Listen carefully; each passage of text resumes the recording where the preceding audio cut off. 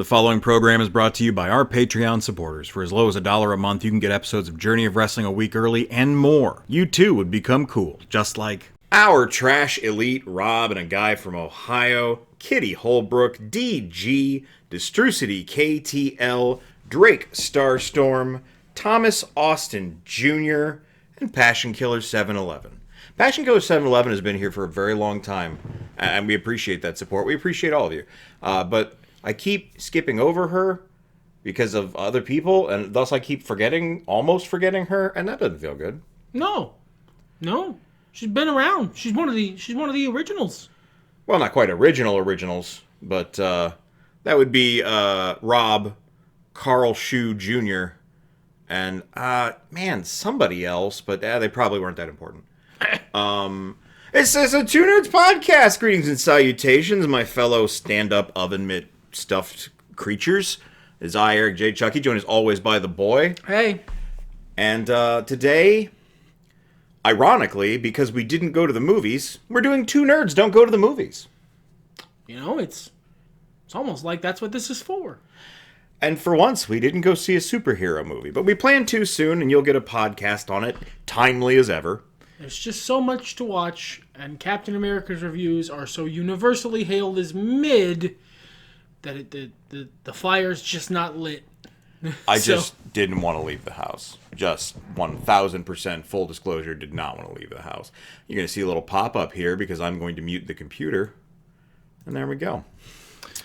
So, we're going to talk about the 90s. Yes, we are bridging in this episode from the end of 1994 to the beginning of 1995. Why go all the way? Because fucking nothing came out in January of 1995. So we're just going to tag it on to the end. Just going to tag it on. We've explained this premise 4 times. If you don't know, go find the first episode. Watch the old episodes, my guy. It has actually been a long time. The last one was based Tedward Danson goated with the sauce. God, I love that fucking name. It was a good time. It was a good time. So let's begin with Cobb, which I recently learned is a mixture of sand, straw, and clay. And it's very sturdy once it goes together because the straw interweaves. And even when it's wet, it's hard to pull apart. But once it dries, it's like mini rebar. Oh, neat. Yeah. This is probably not about that. This is also, I don't know if you guys can tell, I figured out all the buttons on Wikipedia. So, it's the whole page. You can see it a little bit better there. You're welcome. I will forget this later. But for now, at least this episode, don't it look nice? Oh, God, I'm a fool. I almost got into Cobb here without talking about what's crumping. What is crumping? Why don't we start with you? I don't feel like you talked enough about Avowed. Have you played more since last time? I played a little more. Let's hear it. So I very much. It has the there's a specific vibe I'm getting from Avowed that's less Skyrim and more like. More Fallout New Vegas. Oh. There's a lot, it's not tone-wise. There's a lot of very interconnected and very, coherent world building, such that it feels weird, even though I imagine nothing's actually on a time limit, to not be doing certain things with some amount of urgency. This is a solution to a problem gamers have been complaining about since the 90s. I remember jokes about Final Fantasy VII, the third disc. Everyone going like, okay, I got to save the world from the meteor, but I got 1,000 side quests to do. That meteor will get here when it gets here. So video game companies, I have noticed, especially in the last 10 years, I want to say, have been making their plots seem more urgent. But then I respond as a player by going, well, I should probably take care of that. And then I miss a bunch of side quests. Yeah, and it's wonderful because it helps verisimilitude. It helps it feel like a knitted together world. But also, it makes me kind of feel like I'm going to work. Like, I've got so much to do. Oh, yeah. In Avowed. Like, I gotta do these side quests, and I gotta go out of the city and go do this stuff, and I gotta check into this thing, and I gotta do this, I gotta solve this mystery. And there's just all this sort of dumped on my head at once. And a part of my brain goes, or you could just watch YouTube shorts. And I recognize that from the I don't want to do actual job energy. And in a way, that's good because I am in the game someone very important who has a very important job to do. But in a way, it also keeps me from playing more Avowed. I have that issue trying to start new, what you would typically call a cozy game. Doesn't necessarily have to be about farming. Sometimes it's about like setting up a little shop or whatever. But that first hump in a cozy game that isn't like mind-blowingly good, like I'm sure I'll be fine when the next Animal Crossing drops, but you know, I tried Bear and Breakfast, which is a PC game. It might be on other platforms. I'm not an expert. I got it for free on Epic, and I was really excited for it because it looked really cute. And then they're like, all right, we need you to set up your base to have customers. And my soul, you know how in anime people turn like that bluish purple indigo color and lines come on their face? That's how I felt. I just was gone. I can't be here anymore. And it's not just that game. I've tried Graveyard Keeper. I've tried probably at least a dozen or two games that just that first hump before you're allowed to get into the loop. Yeah, when I was younger, I really liked that feeling because it felt like everything needed my attention. It's one of the reasons I love Mass Effect because like there's a lot of stuff that isn't. There's some stuff that is actually you got to get on it. Most of it isn't actually you got to get on it, but it still feels that way. Yeah. But I'm a middle-aged man now, and I don't. That's not always a positive experience for me. Don't share your superhero name on the podcast. I have brain problems, and I'm going to make that the short version as to why the following is the case. So Friday for pre-order, the new WWE game comes out. The Friday of this week that this went up. You can check the date. It's not. Look, I'm dating myself. Got to date somebody. Until then, I don't really have like a casual game I'm playing. I still love Marvel Rivals, but I like to play it with friends, and I am an adult. My friends aren't around all the time to be able to play. It's also stressful. Games like that are just stressful after a while. Even if you're having a really good time, you can get heated, and that's no fun. So I don't like to go into that well too often. I'm still kind of recovering in Warframe from playing it really hard for the Prime resurgence that happened at the beginning of this year. And I just don't have games that, I want to play in front of people. When it's a big story game, I want to play that by myself. Nobody taints it. I don't cause problems with my big reactions to story stuff. Nobody gets spoiled. So I've been looking for something, and I've been just trolling up and down that Game Pass, and I'm trying to Stockholm Syndrome myself into enjoying Lies of P. I feel like Game Pass has created the cable TV and streaming platform problem, where it's where it's choice paralysis. Because back in the day, if you had 5 video games and 3 of them were crap, you played them anyway. Well, a part of it is just that as I age, it is harder for me to replay games.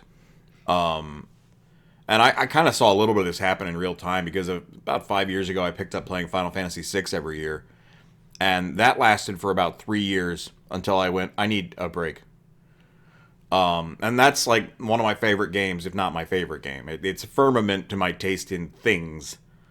And just replaying other stuff. I used to at least try to replay stuff like Inquisition or, Skyrim or whatever, but it's not. I don't really get that far. It's been really hard for me to get through Elden Ring. Now, part of that is because of what the base game of Elden Ring is on replay to someone who likes to play it like a discoverer. But a lot of it's also just me as I change.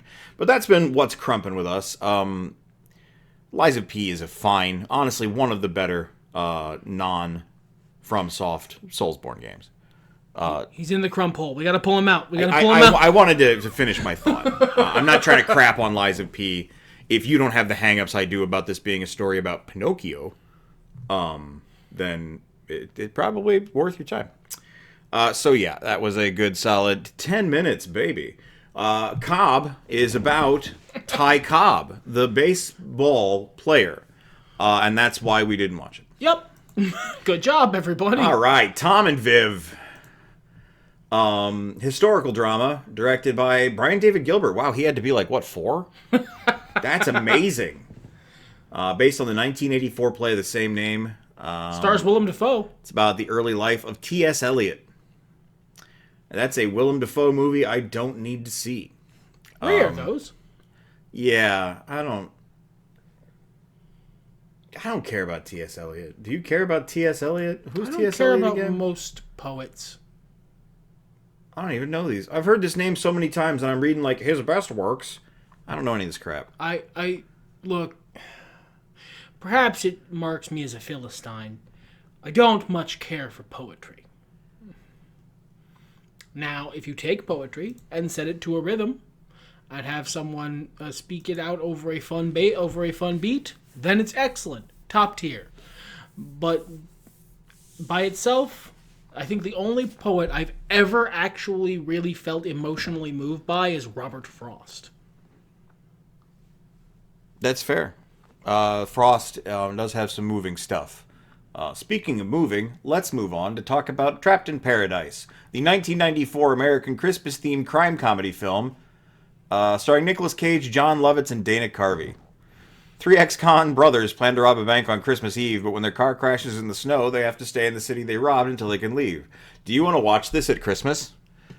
I don't know about at Christmas, but like, this sounds good. Yeah, it sounds pretty fun. Can we add it to the list? Yeah, I'll keep it up there. What was it rated? I don't see here. I'm trying to wonder why I didn't end up seeing it at some point. Yeah, it seems like it's about an average movie, but, you know, compared to some of the stuff I have you guys watch at Christmas, this could be sounds fun. great. Yeah. Disclosure. I can tell by that. Look, judge a movie by its cover sometimes. I'm looking at this cover. I don't like this movie. It's an erotic thriller. Yep, starring Michael Douglas and Demi Moore. I'm exiting. Based on the novel by Michael Crichton. That's includes fine. Donald Sutherland and Dennis Miller in the cast. I'm sure it's very good for the kind of movie that it is. I'm out. It's got Donald Logue. He plays Chance Gear. Well, I like a lot of these actors quite a bit. Yeah. But, like, I don't like this genre. I hope that Donald Logue is to this movie as Joey from Friends was to that porn he was in. Yeah. Where he just copier. Yeah. Yeah. The And copier. he just walks in and watches him do it with like a tool belt on. Yeah. No, we were too young, and it's not our kind of movie. Drop Zone. Ooh. I think I've actually seen this, but it would have been like a long time ago. Action thriller with Wesley Snipes, Gary Busey, Yancey Butler, Michael Jeter, Sam Hennings, Luca Bercovici, and Kyle Secor. It's about parachuting, right? Yeah, when a U.S. Marshal has to break up a drug smuggling gang, he has to take to the skies.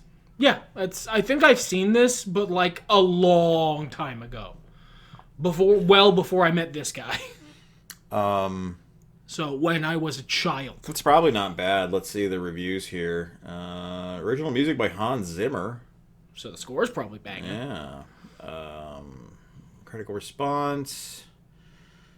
It's got some issues. It's not great. But maybe it is. Depends on who you are. So I don't know if this is your kind of movie. If you like to wezzle yourself a snipe or two, maybe check it out.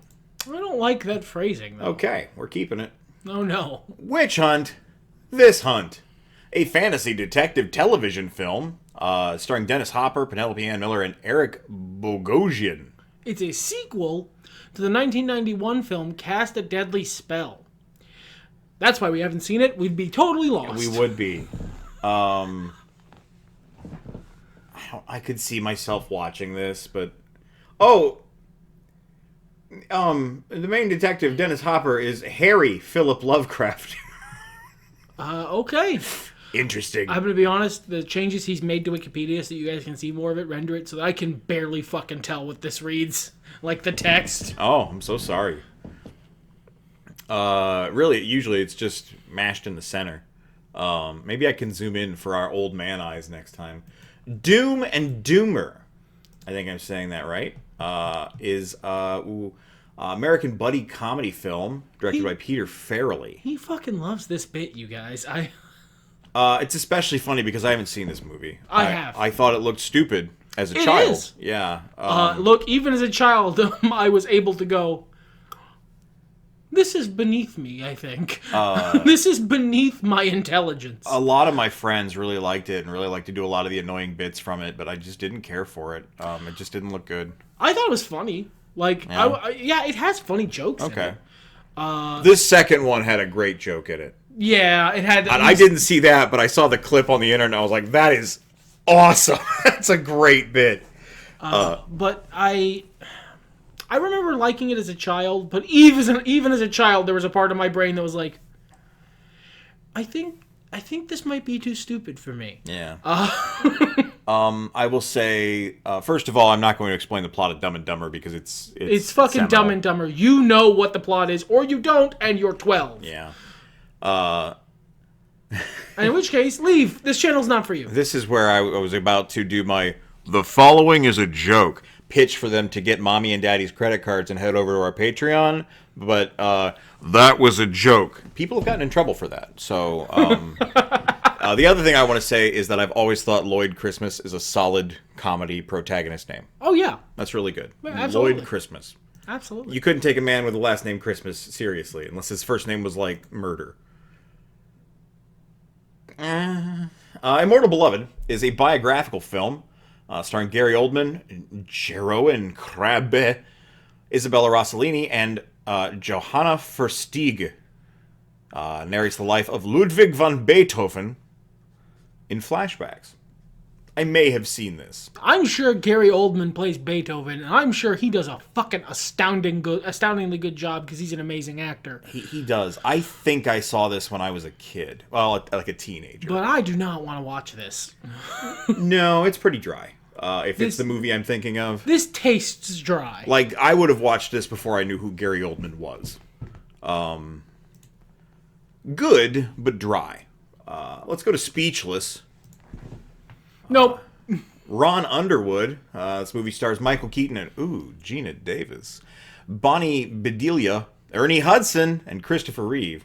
After meeting each other for the first time in the gift shop of the Las Cruces, New Mexico hotel where they're both staying, Insomniac writers Julia Mann and Kevin Valek fight over the last box of sleep medicine. This is a rom-com. That's what this is. It sounds pretty cute, though. Look, it sounds fucking adorable. I just don't like this genre in general. Look, if you want to watch it, that's your business. I might try to find this. Because, you like Gina Davis, Michael Keaton's charming. Yeah. Ernie Hudson. Yeah, that's good. That's all. You always like Ernie Hudson. I do.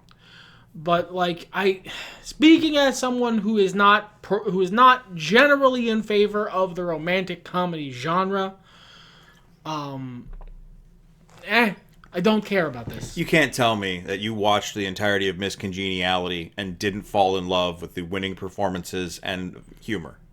I did, in fact, watch the entirety of Miss Congeniality, and I did not, in fact, fall in love with the winning performances and humor. All right. Not only am I disappointed in you, but I was really hoping I had some more ammo for the Versus series. Oh, well. Next time. Little Women. This book was spoiled for me by friends, and I wasn't all that interested in it in the first place because I was young at the time and a little more, boys don't read girl books. So, I just didn't get around to it. I was never that kid. As you may be able to tell from my preferences in movies, television, and fictional characters, I've never had that. I've never had that gene, whatever part of, I'm going to say a spicy phrase that's going to get some people on the internet mad, whatever part of patriarchy bakes that into fuckers, never hit me. I mean, y'all know me. Y'all know me on the internet. It was definitely some kind of masking as I dived deep into my Sailor Moon of, fondness. Yeah. But I do just want to say before we go that I would love to pull these up and show them nice and big for you guys to enjoy while we're just yammering. Wikipedia fucking hates that. They want the littlest files, and I don't blame them. You got to pay for stuff. It's a lot of space. Yeah. But I have never actually read Little Women. It's not out of that. It's literally just sounded boring. It's not. I'm not interested in books set in that time period. I think about the only one. If Little Women had the exact same premise, but they also occasionally fought a dragon, I'd have been right in. if Little Women had the exact same premise, but they were hanging out in the early 80s or late 70s, you'd have been right in there. I would have been way more interested. Mixed Nuts is a Christmas black comedy film directed by Nora Ephron, based on a French comedy film. Are you guys ready? Le Père Noël est un ordure, which translates to Santa Claus is a stinker. And I said that right. I want you to know that wasn't a bit. That is the best he can do with French. I'm such a bad French accent.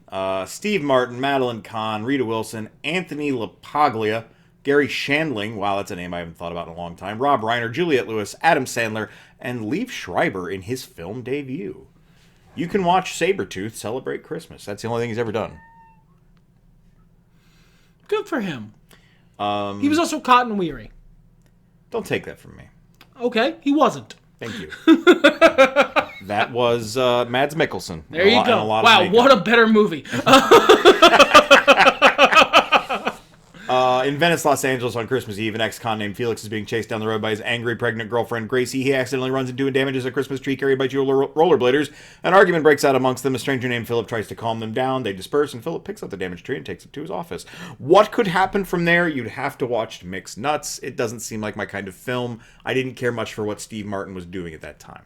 I don't care much for what Steve Martin is or has been doing, ever. I like a lot of what he's been doing with his later life. Richie Rich. This is a kid's movie. We were kids at the time. I've absolutely seen Richie Rich. I've probably seen Richie Rich 4 or 5 times. We've got Macaulay Culkin, John Larroquette, Edward Herman, maybe, Jonathan Hyde, Christine Ebersole, Reggie Jackson, Claudia Schiffer, and Ben Stein in cameo roles. This is another entry in any lore hunters for the Two Nerds podcast. I've mentioned a couple times on this podcast, on this series, about a time in my life that was not positive. It was a negative time in my life. And during this negative time, I ended up watching a lot of very bad movies at 4 a.m. on, like, Showtime. This is one of those. I have seen this movie like 5 times. So you're not a fan of the movie? It's fine. It's a fine kids movie. Okay. But, like, it is burned into my psyche in a way that is negative. That's not the movie's fault. I never saw it. I wasn't that interested. Like, in a distant sort of, I was growing out of this kind of movie at that age. So it was like, at one point I would have wanted to see this. And when you're little, you don't really know what to do with that energy. Death and the Maiden. Oh my. Mystery drama by Roland Polanski. Oh no. Oh, I'm out. We're all good. Hey, we got Sigourney Weaver, Ben Kingsley, and Stuart Wilson, but you know what? I'm sure they do a great job. I'm out. Yeah, it's that tap on that one. We're good. Legends of the Fall. I've heard a lot about this one. I should watch it. Epic historical Western drama. Brad Pitt, Anthony Hopkins, Aidan Quinn, Julia Ormond, and Henry Thomas, based on the 1979 novella by the same title by Jim Harrison. The film is about 3 brothers and their father living in the wilderness and plains of Montana in the early 20th century, and how their lives are affected by nature, history, war, and love. I mean, this sounds real good. Yeah, probably. I've heard so much about it. I watch a lot of 90s commercials, and I see a lot of commercials for it there. And that's all I got to say about that. Of all the many Westerns I've seen, and it is more than you'd think, I haven't seen this. No. I guess we can put it on the list for, like, future roulette purposes. Yeah, why not? I'll scoot it down. You guys can't really see the tabs, but I'll scoot it down so that you don't have to. I don't actually put Speechless on your list. Nell. I believe my mom went to see this. I have seen Nell. Jodie Foster is Nell Kelty, a young woman who has to face other people for the first time after being raised by her mother in an isolated cabin. Liam Neeson, Natasha Richardson, Richard Libertini, and Nick Searcy are featured in supporting roles. I genuinely think this might be the first movie I saw Jodie Foster in. Okay. Mine might have been Silence of the Lambs, and I saw that in my late teens. So. Well, the thing is, mine also might have been Silence of the Lambs, but... Yeah. If you are at all sensitive to mental health, this might not be the best movie for you to watch in 2025. But at the time, I believe my mom described it as very interesting and a little moving. I would be interested to see from the people who would be qualified to judge, because I'm certainly not, how well this movie has aged regarding its depictions. Because I don't recall it being, touted at the time as being a bad. I remember people saying that it was treated things with a fair amount of, like, frankness, but also appropriateness. Yeah. But, like, I don't know if that's still the case now. Hey, you know what? If you've seen Nell recently, why don't you let us know in the comments what you thought of it. Nobody's Fool. Comedy drama. Based on the novel the same name. Stars Paul Newman, Jessica Tandy, Melanie Griffith, Dylan Walsh, Pruitt Taylor Vince, Gene Sachs. That was the bad guy from the Michael Bay Turtles movie. Joseph Summer, Philip Seymour Hoffman, Philip Bosco, and Bruce Willis. He's a very, very widely regarded actor. I don't know that I've ever intentionally seen a Paul Newman anything. I love his spaghetti sauces. Yeah, I've seen the sauces at the grocery store. 0 sugar, and a lot of the proceeds go to charity, so that's awesome. Donald Sully Sullivan is a stubborn old reprobate living in the peaceful... I'm really glad I did that Human Torch was denied a bank loan thing before we started. Snowy northern New York State village of North Bath.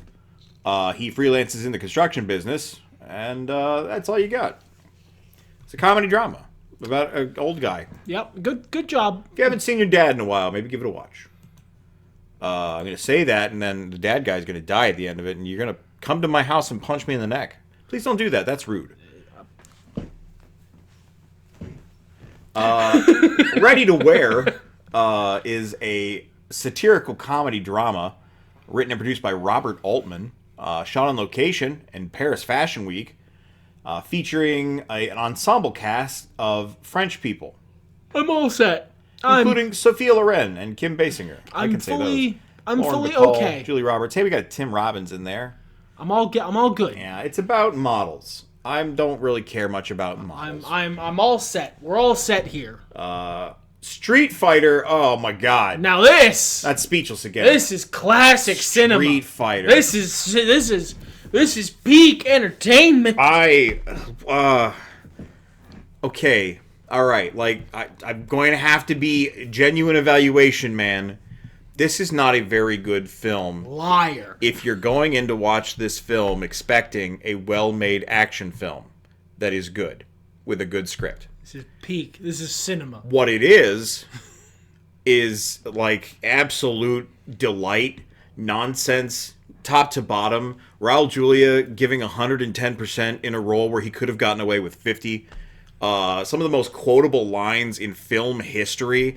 I still call Guile Colonel Guile because of this movie. Colonel Guile. And like even in Violent Profiles, go back and watch some Violent Profiles where I talk about Street Fighter like incidentally. I do it like almost every time because I write it that way and then I read it that way and nothing about it is strange to me. I don't even know if that's his actual rank. This is a great movie. We just recently lost the actor who played E. Honda within like the last month or two. So I think it's a fine time for you, viewer, to rewatch Street Fighter. It's not going on our list because we've both seen it and we both already love it. Yeah, duh. But it's excellent. And you're absolutely right. I believe I have genuinely used the It Was Tuesday thing as an actual bad guy line in a real D&D campaign. Same. Because it's a raw fucking line, dude. It works so well. IQ is a romantic comedy starring Tim Robbins, Meg Ryan, and Walter Matthau. It's about a mechanic and a Princeton University doctoral candidate who fall in love thanks to the candidate's uncle, Albert Einstein. You really, he's on the poster and it still hit me like a truck.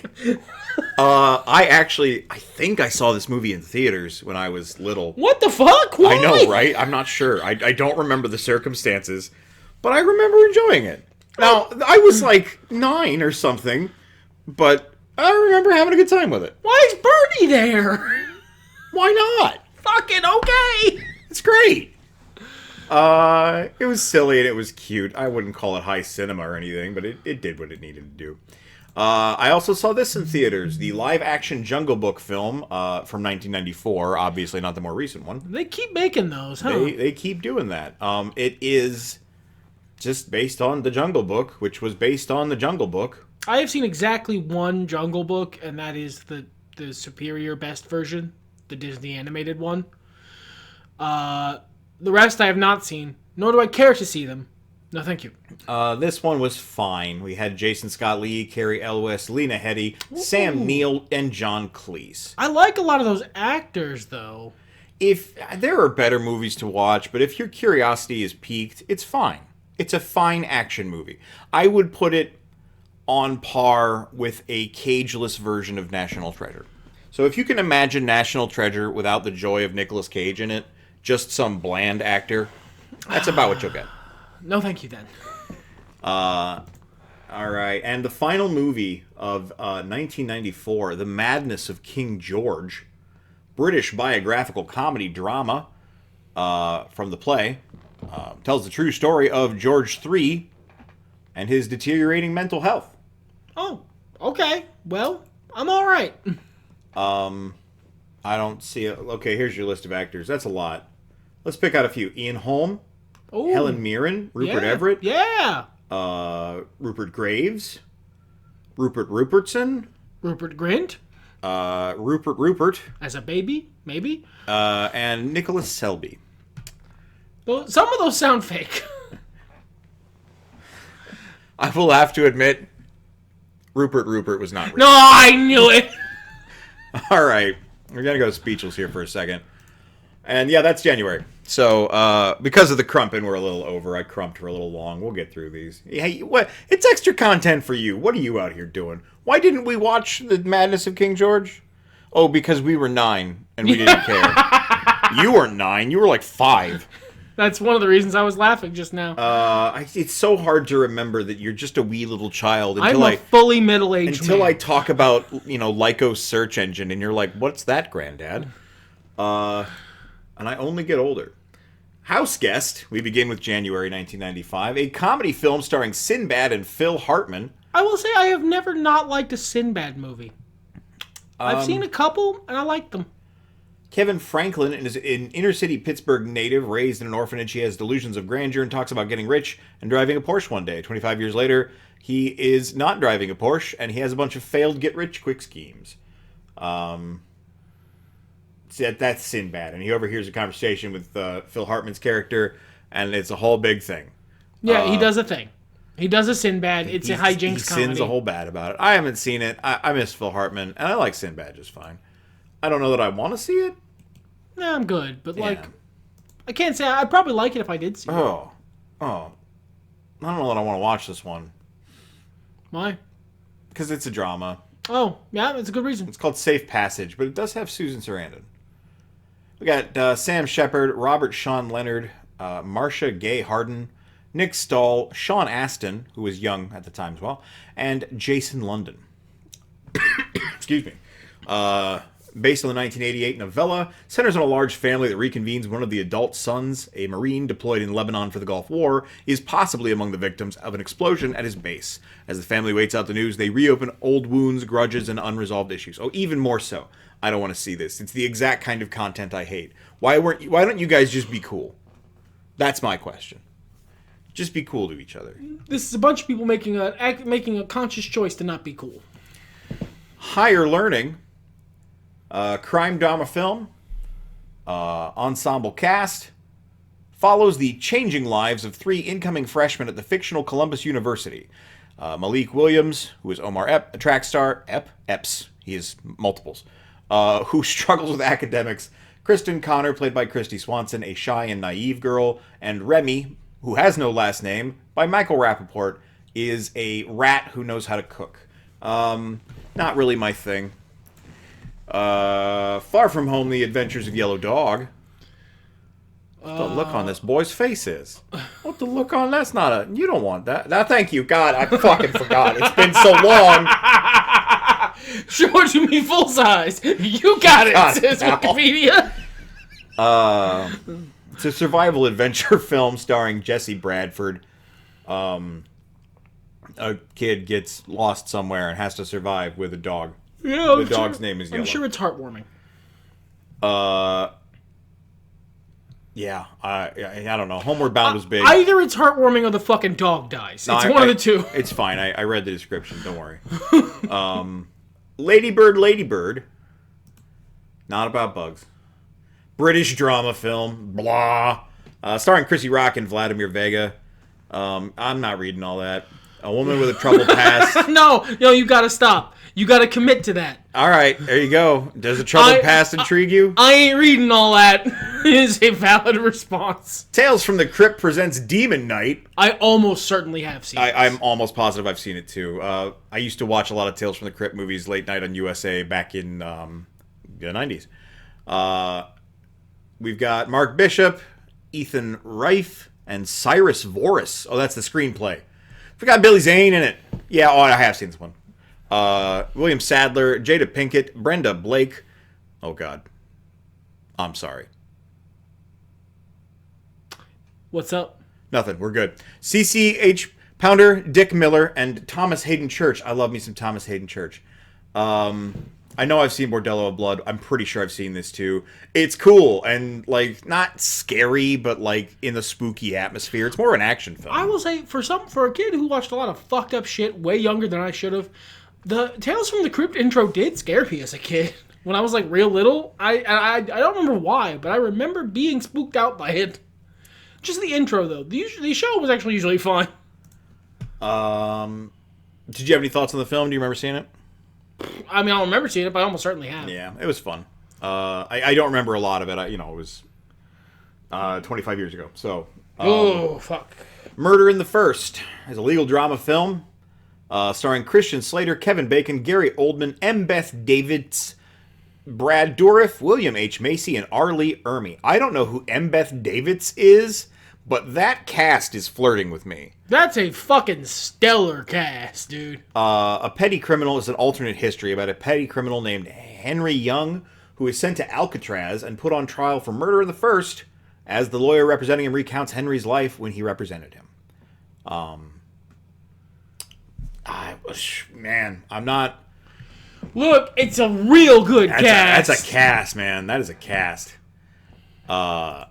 I don't know. I don't know if it goes on the list, but if I see it like on a streaming service somewhere, I might check it out. SFW does not stand for Safe for Work. We didn't have that back then. It stands for So Fucking What. It's a black comedy based on the 1991 novel of the same name, starring Stephen Dorff and Reese Witherspoon. I do love Stephen Dorff as an actor. Black comedy with Stephen Dorff and Reese Witherspoon is a much better pitch than a lot of the movies we've seen. I'm just going to read the first sentence. Cliff Spab and his friend Joe Dice go out one evening to buy beer from a convenience store where a group of armed masked terrorists take them and 3 other people hostage. It might be pretty good. It might be. You know what? It's got Tobey Maguire as Al. Good for it. Good for the movie. Well, not Legends of the Fall. That's what I wanted. That's what I wanted before Sunshine. Romantic drama, directed by Richard Linklater. Oh, it's probably really fucking good. Yeah, we got Ethan Hawke, we got Julie Delphi. People meet on a Eurorail and disembark from Vienna to spend the night together. Inspired by Linklater's personal experiences. Richard Linklater doing a movie about his personal experiences is like Kevin Smith doing the exact same thing, but like actually knows how to do movies. I don't know. I feel like Clerks 3 was just as depressing as it should have been. Oh! Highlander, The Final Dimension. I don't know if I've seen Oh, fuck. Which one is this? Is this the third one? No, it's the alternate sequel to the original that ignores the quickening. That's smart. There's a powerful sorcerer known as Kane who threatens to win the fabled prize in order to gain world domination by eliminating Connor MacLeod. Highlander the series got the idea. Every single Highlander thing besides the original movie and the series is terrible. It's a pretty good cast, though. And I recognize that. It is nonetheless going to be bad. It's absurd. Like, that nothing else... Yeah, it's Highlander 3. The sorcerer. Yeah, the sorcerer. Nothing else besides the original movie and the series, and even then, not all of the series, got the idea. Still, there's some merit in the stupid ones, you know? Oh, well, some of them are really fun. Miamity Rhapsody. Miamity Rhapsody. It's a romantic comedy film starring Sarah Jessica Parker, Gil Bellows, Antonio Banderas, Mia Farrow. I'm sorry, that was unfair of me. Mia Farrow. Paul Mazursky, Kevin Pollak, Barbara Garrick, and Carla Gugino. I'm good. Always wanted a marriage like her parents did our main character, Gwyn Marcus. So she captures the power of fire and creates herself a complete nation. And everything goes fine after that. Definitely signed Gwyn. Gargoyles, the movie The Heroes Awaken, is our final film of January 1995 as we finally bridge into a long time ago, but an anniversarial edition. Oh no, it's the 5-episode pilot, so I have seen this. It's just the first 5 episodes This of is the the series first 5 edited episodes into a just movie. bounded in. Of course I've seen this. I've seen this many times. It wasn't too long ago you rewatched some of Gargoyles, and it holds up. Holds up fine. So much so that I started watching a few episodes and went, okay, I don't even really need to watch the rest of this. I remember it, and it holds up just fine. Yeah, you want to talk about a good cast? We've got Ed Asner, Jeff Bennett, Clancy Brown, Keith David, Bill Fagerbach, Jonathan Frakes. Jonathan Frakes in one of his finest roles. Yes, and he only did 3.